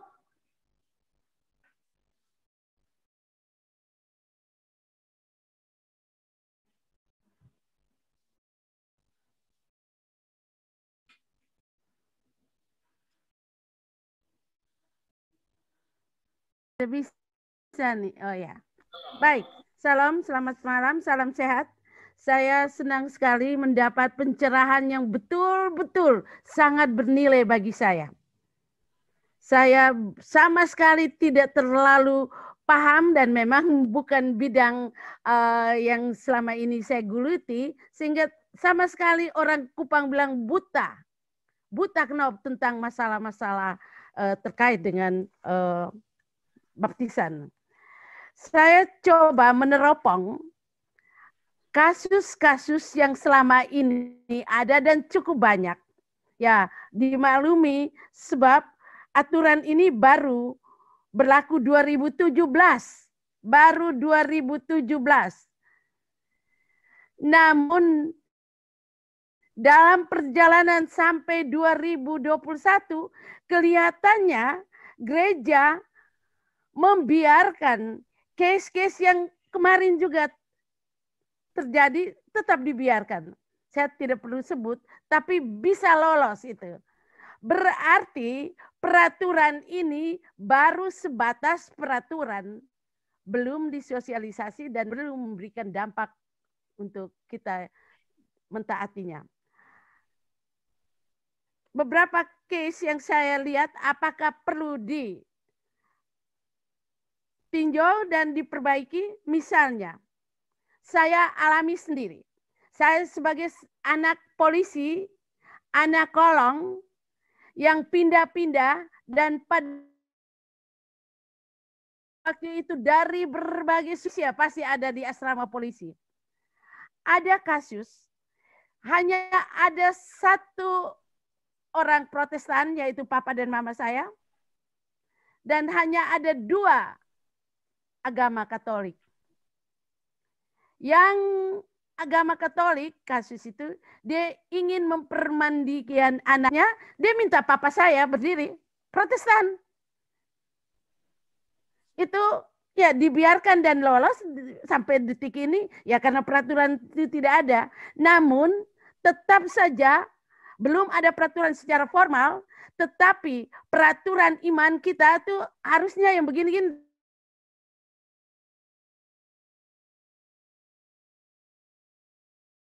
ditinjau. Katolik fanatik.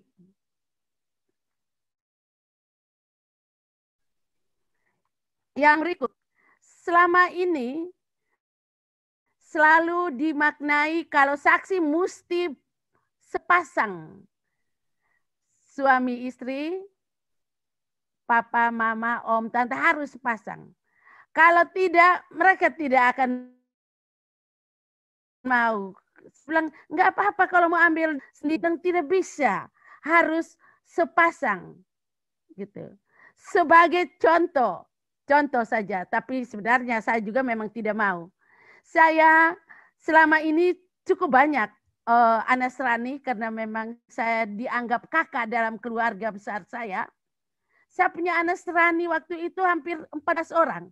Semua saudara saya ada 14, semua saudara sepupu, saudara misan, Akapa, Dala, Ernona, pasti saya mesti dapat anak serani. Ketika Bapak Isu meninggal, ada yang mau permandian, mereka bilang, aduh beta ingin Mama Min yang jadi Mama serani, tapi Mama Min sendiri, saya Bapak tidak ada, tidak jadi. Dalam hati, apakah memang ada aturan gitu, tidak boleh single? Sehingga dia menangis. Aku ingin Mama Min yang jadi Serani karena dia sebagai seorang pendidik, dia bagus di dalam membimbing anak-anaknya, baik spiritual maupun inteligensi. Tetapi karena saya single, mereka bilang sudahlah, jangan gitu. Ini kasus-kasus yang saya alami sekali. Kakak Neti, Pendeta Neti bisa bantu untuk menjelaskan. Terima kasih, saya kembalikan.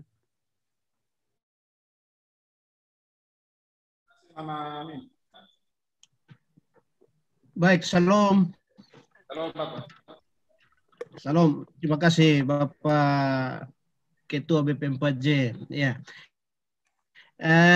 Sebenarnya pertanyaan saya ini mungkin agak sedikit melenceng karena ini tidak langsung ini terkait dengan peraturannya, terkait aturan. Apakah boleh kita mau bertanya sedikit terkait dengan doktrinnya, doktrin baptisannya? Kalau boleh, saya mau menyampaikan beberapa pertanyaan.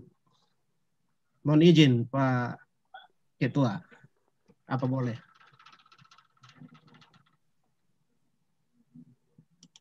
Silakan Bapak Jim. Boleh komen? Oke, baik, terima kasih. Pertama terkait dengan tadi di pengantar, di awal-awal slide itu, Mama Pendeta, mohon maaf saya sapa dulu Mama Pendeta Neti. Salam Mama. Ya, yang pertama karena ini juga ada di tengah-tengah jemaat kita, bukan di jemaat tapi di kita bergereja, ada banyak pertanyaan terkait dengan soal baptisan anak. Ya, kalau kita ini dengan denominasi atau ajaran yang lain, ada yang tidak mengakui baptisan anak. Nah ini mohon mungkin sedikit dibekali ke kita dasar teologisnya kenapa kita membaptis anak begitu. Kedua,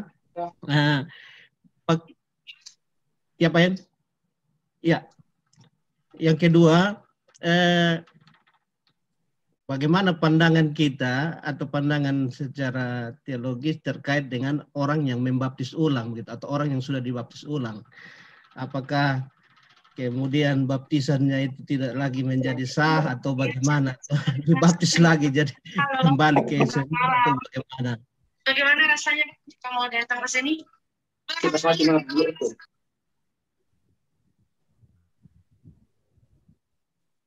Baik, saya lanjutkan. Yang ketiga, terkait dengan tadi juga sempat disinggung soal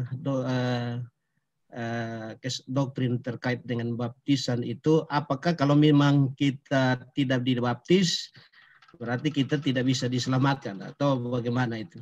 Mungkin itu tiga pertanyaan saya. Terima kasih. Mohon maaf kalau pertanyaannya tidak pas. Terima kasih Bapak Mama sekalian yang merespon dengan beberapa pertanyaan, beberapa kasus yang perlu kita telisik bersama. Dan juga ada pertanyaan terakhir dari Bapak Ois lewat chat Zoom. Bisa kok kalau saksi baptis dari agama lain? Ini nanti perlu dijawab Mama Neti. Jadi ada 5 orang penanya kita dari Bapak OM tentang kasus yang tadi. Apakah perlu diperbaiki? Bagaimana cara memperbaikinya? Kasus-kasus di bawah tahun 2017. Kemudian bagaimana peran Bapak Mama Ani dan seterusnya oleh Bapak Umomoto, ini memang sering terjadi. Ada Bapak Mama Ani yang memang aktif, ada yang pasif. Tetapi juga ada anak Serani yang memang pasif juga. Nah, ini persoalan. Kemudian dari Mama Min, soal pembiaran oleh gereja yang masih terjadi sampai sekarang dalam masalah-masalah baptisan. Terus ya juga ini terkait dengan yang ditanyakan Bapak WM soal kasus masa lalu, bagaimana, apa perlu diperbaiki dan seterusnya. Kemudian apakah saksi harus sepasang, meskipun tadi sudah disinggung oleh Mama Neti, mungkin dijelaskan lagi. Kemudian Bapak Jim menanyakan ini lebih dalam lagi tentang doktrin baptisan, terus soal baptisan ulang itu bagaimana statusnya, dan yang dari Bapak Ois itu soal saksi dari agama lain. Silakan Mama Neti. Baik, Bapak sekalian, pertama-tama terima kasih banyak sekali untuk respon yang ada. Mungkin masih ada banyak respon yang lain, tapi ini mewakili ketong semua. Kita mulai dari ajaran yang tadi diangkat oleh Bapak Jin, soal doktrin baptisan anak.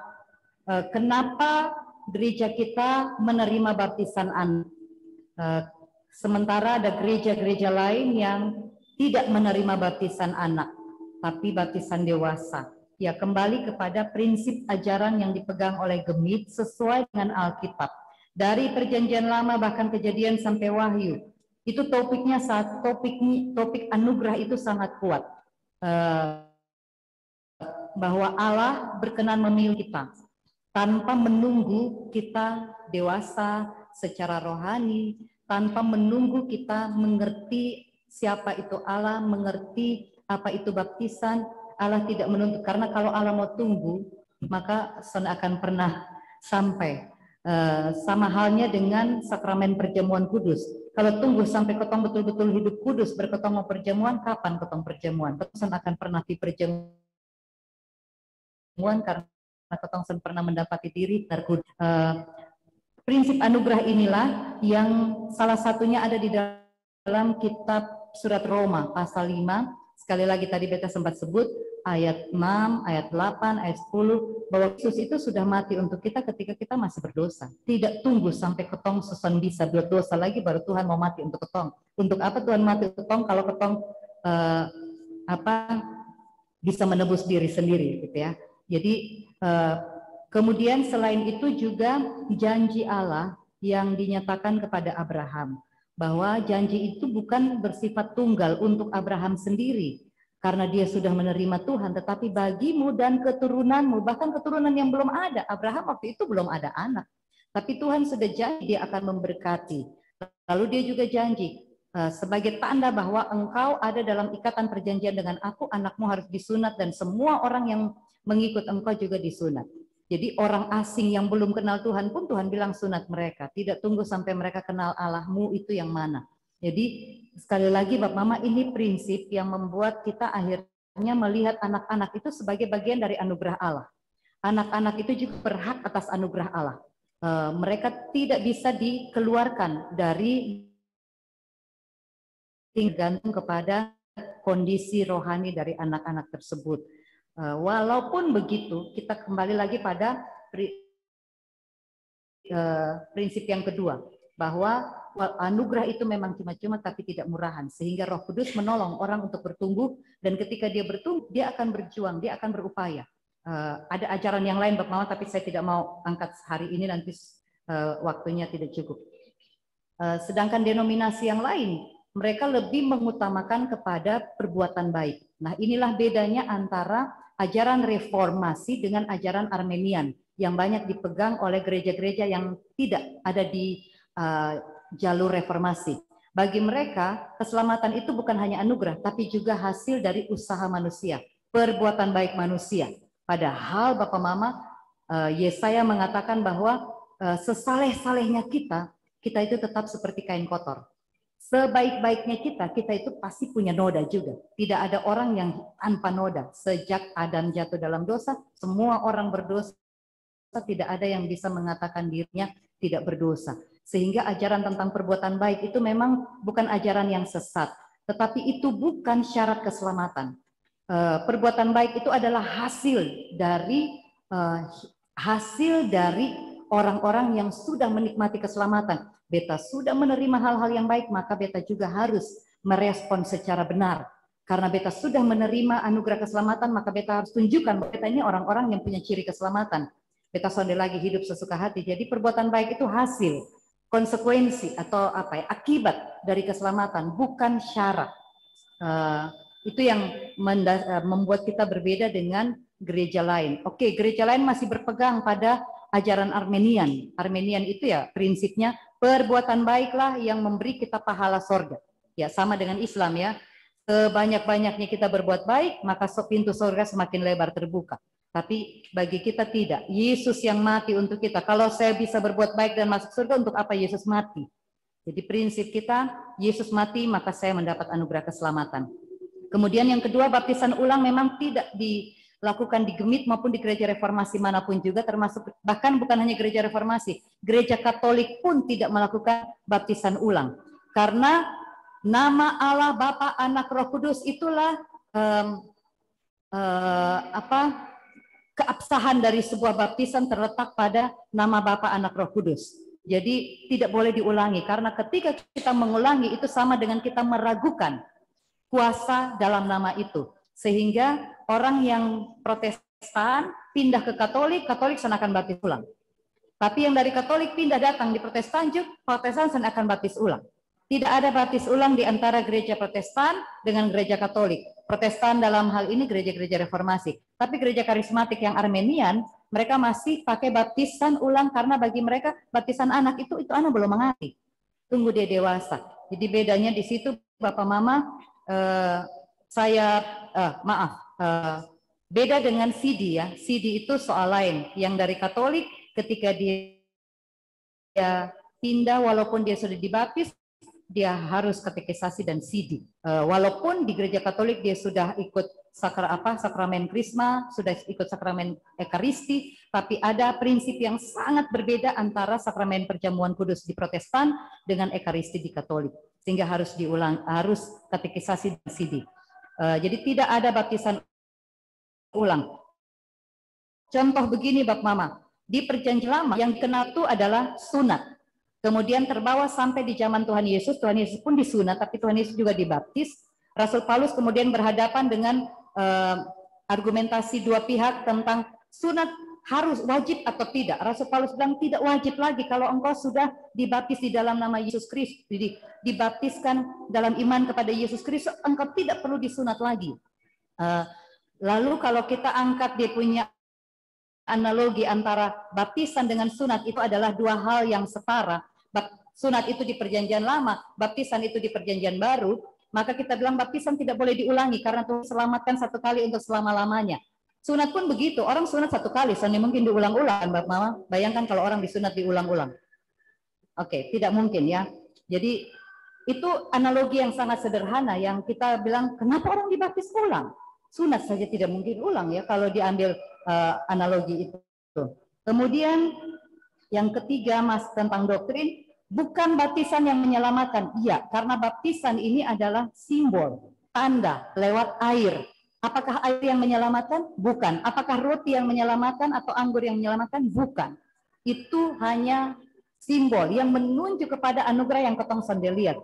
Jadi jangan berpikir bahwa karena saya belum baptis saya tidak diselamatkan. Anak saya mati sebelum dibaptis pasti di neraka. Itu kewenangan Tuhan kalau Tuhan mau selamatkan dia. Tetapi kita harus bangun pemahaman yang benar sehingga Bapak Mama, hal yang sama ketong jangan pernah berpikir bahwa baptis itu karena anak mau masuk sekolah. Banyak yang datang daftar baptis nih, ini anak 6 tahun. Dia semua masuk sekolah, dia belum baptis. Jadi baptis itu karena mau masuk sekolah. Aduh, Bapak Mama, dan itu dari dulu saya masih jadi baru tabis pendeta sampai hari ini sudah berapa tahun 2000 sampai 2021 nih 21 tahun nih masih ada juga yang datang baptis nih alasan karena anak 6 tahun semua masuk sekolah.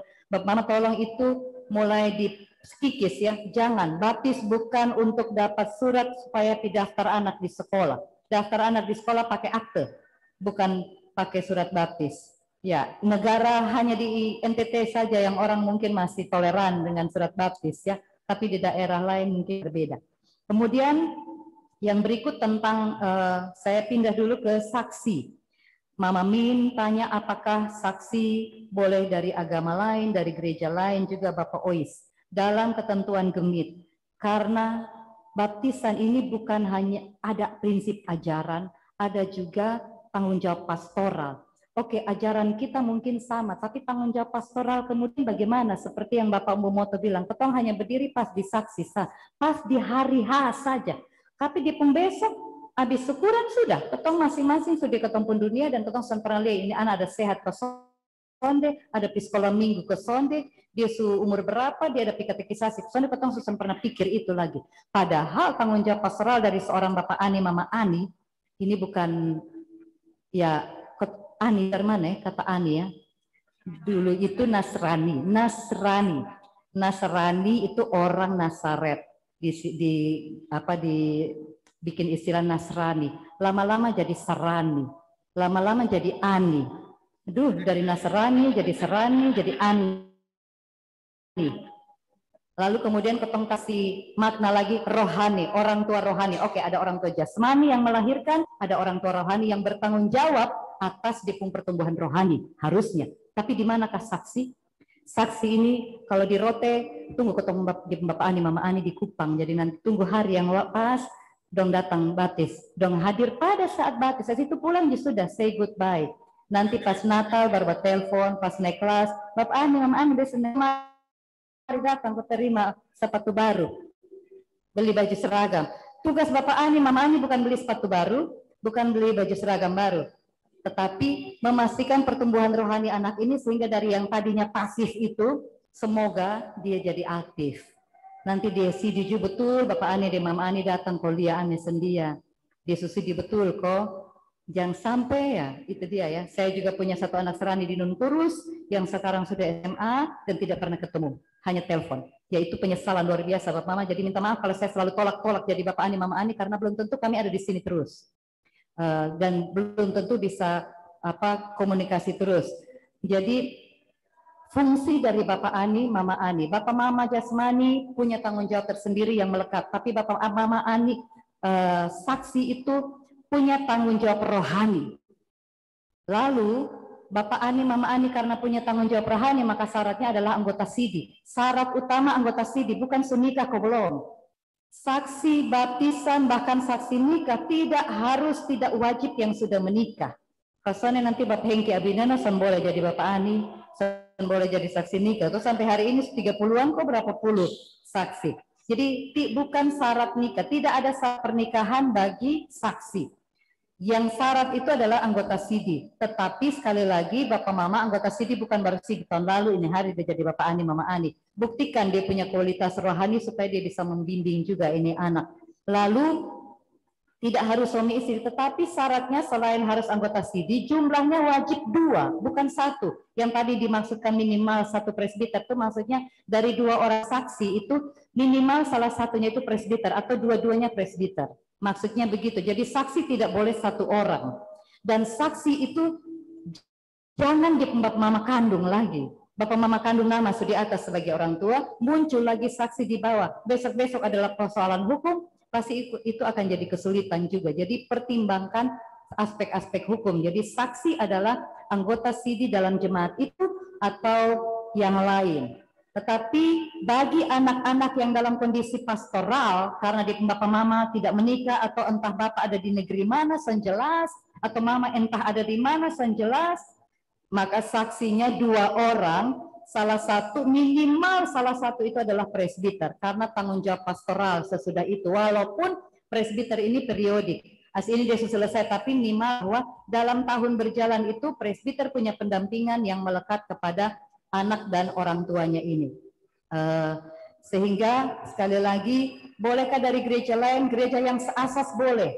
Karena ajaran kita masih sama. Tapi kalau gereja yang tidak seasas, yang baptis dewasa atau yang ajaran berbeda, nanti akan menimbulkan kebingungan. Itu kalau fungsi saksi berjalan dengan baik. Mengidealkan saksi itu adalah anggota SIDI jemaat gemit atau yang seasas itu ya, yang sama-sama reform. Kemudian Bapak Mama, Bapak Umbu Mota saya kira sama ya, tadi sudah jelas. Ya, ada kasus, ya itu tadi ya, karena kita punya kecenderungan, budaya kita, budaya malu itu lebih kuat daripada budaya salah. Kita tidak rasa bersalah karena buat dosa, tapi rasa malu. Sehingga kita menutupi rasa malu itu dengan dosa baru. Termasuk hamil di luar nikah, kemudian karena dia pendeta, dia punya anak ini biarlah pakai Bapak Mama, Opa Oma pun nama. Apakah itu menutupi malu? Mungkin, tetapi tidak menutupi dosa.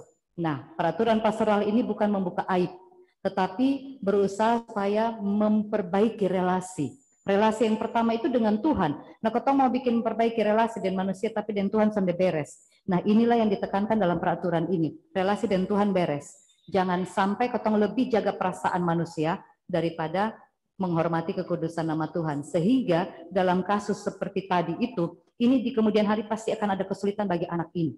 Karena dia punya identitas, dia punya kandung walaupun sudah meninggal. Tetapi opa dan oma ini kan orang tua kandung. Syukur-syukur kalau sana ada persoalan hukum. Tapi kalau dia persoalan hukum, kasihan. Ini kan mempersulit anak ini. Kotong mau menutupi rasa malu, tapi mempersulit secara hukum dan identitas bagi anak ini di kemudian hari. Sehingga aturan ini bilang bahwa kalau memang mau tulis nama orang lain, boleh, tapi proses hukum, adopsi secara jelas. Ada dokumen keputusan sidang yang mengatakan orang tuanya siapa. Walaupun bukan orang tua kandung, tetapi ada kejelasan secara hukum sehingga tidak ada dampak-dampak dan resiko hukum di kemudian hari yang merugikan anak ini. Apakah bisa diperbaiki?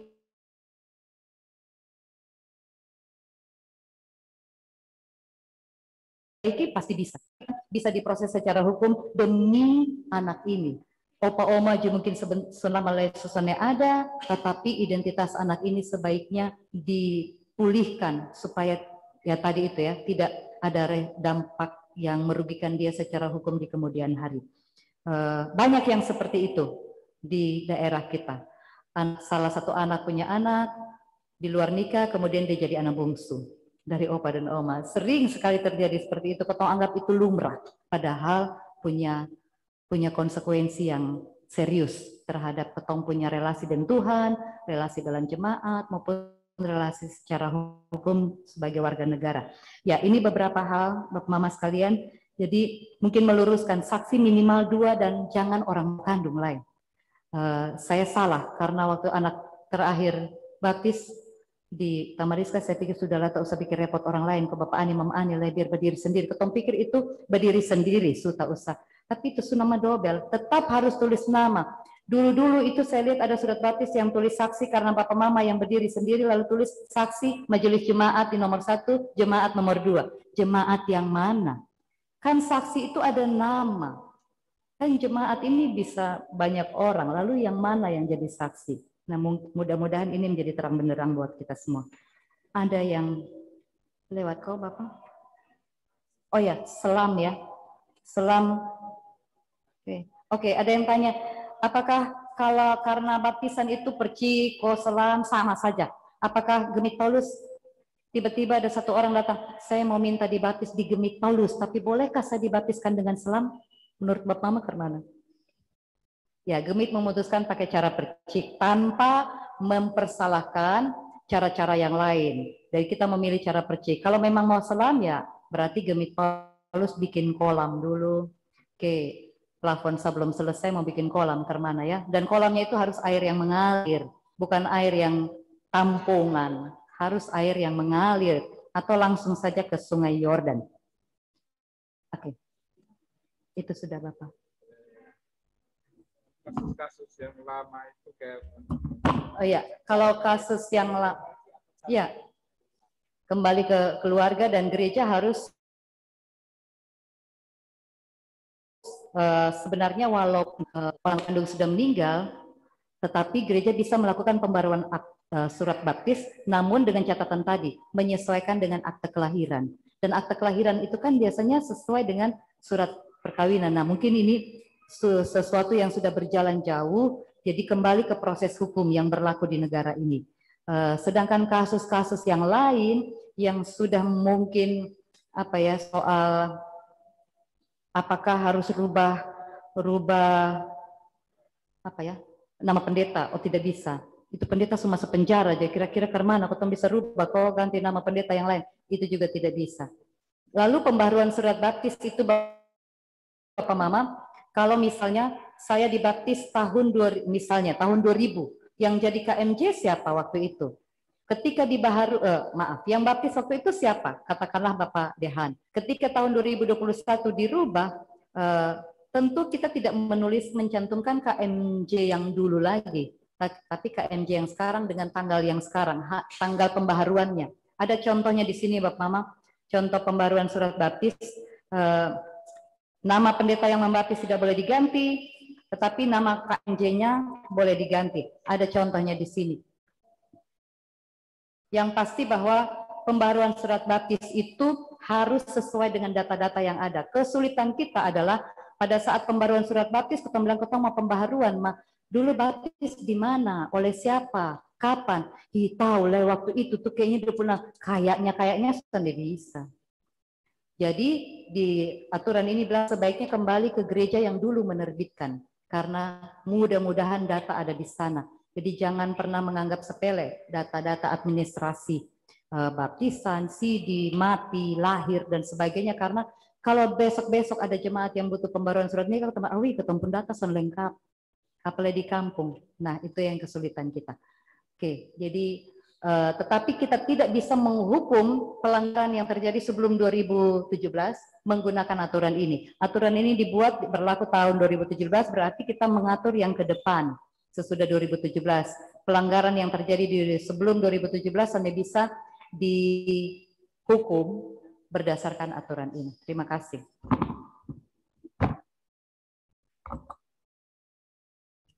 Baik, Bapak Mama, terima kasih untuk respon baiknya. Dan kita sudah lewat 15 menit dari waktu yang kita sepakati dalam proses bercerita kita di hari ini. Dan Bapak Ibu sekalian, menyangkut peraturan pastoral ini memang penting sekali, karena apapun yang terjadi di dalam gereja, dia berhubungan dengan yang terjadi di dalam kehidupan kita sehari-hari. Bahkan dengan hukum negara pun dia kait-mengkait. Kasus-kasus yang kemudian pendeta dipanggil dan sebagainya untuk memastikan identitas dan sebagainya itu sering terjadi. Karena itu kepatutan kita terhadap aturan pastoral menyangkut baptisan kudus ini penting untuk disadari dan kita laksanakan dengan baik. Baik kita sebagai gereja ataupun kita sebagai presbiter. Dan beberapa pertanyaan-pertanyaan yang menjadi kontroversi di dalam jemaat, saya pikir sudah terjawab tadi. Dan Bapak Ibu sekalian, materi yang disampaikan oleh Ibu Pendeta ini nanti akan kita, ya ada dalam buku ini. Dan bila Ibu Pendeta bermurah hati, nanti kita bisa share materinya kepada Bapak Ibu. Dan buku ini sebenarnya bisa diperoleh di Sinode. Harganya juga tidak 25.000, 25.000. Ini sudah banyak hal yang diatur di dalam sini, dari baptisan sampai kematian. Jadi dari lahir sampai dengan mati.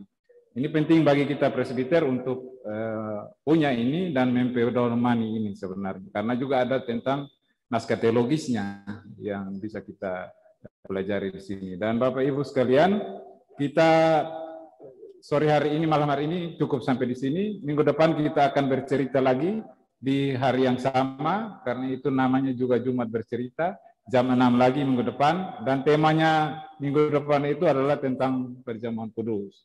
Jadi apa esensi perjamuan, siapa yang boleh melaksanakan, siapa yang tidak boleh, segala, iya, apakah kalau tidak menikah, bolehkah ikut perjamuan dan sebagainya, dan apa korelasinya dengan disiplin gereja. Sekarang disiplin, apalagi di gereja-gereja kota ini kan hanya sekedar ngomong, kita tidak tahu disiplin gereja yang seperti apa. Padahal aturan tentang disiplin itu ada sebenarnya. Nah, itu kita akan bahas nanti minggu depan di hari Jumat jam yang sama, jam 6 di tempat ini juga. Dan seperti janji dari Mama Neti tadi, ada satu orang yang akan dapat hadiah. Buku ini ada 5, nanti setiap minggu satu orang dapat hadiah 1. Cuma karena hari ini, karena disebut hadiah, hari ini kayaknya ada yang berulang tahun. Mungkin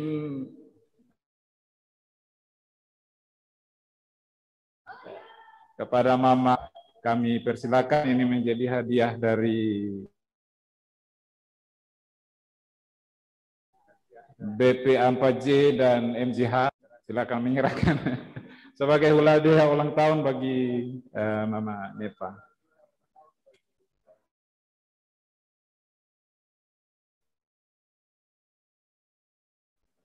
Iya, untuk perjumpaan proses baca cerita kita hari ini, dan Maka kami berharap di pertemuan berikut bisa lebih banyak teman-teman presbiter yang hadir bersama kita, dan spesial thanks buat Iza yang juga berpartisipasi.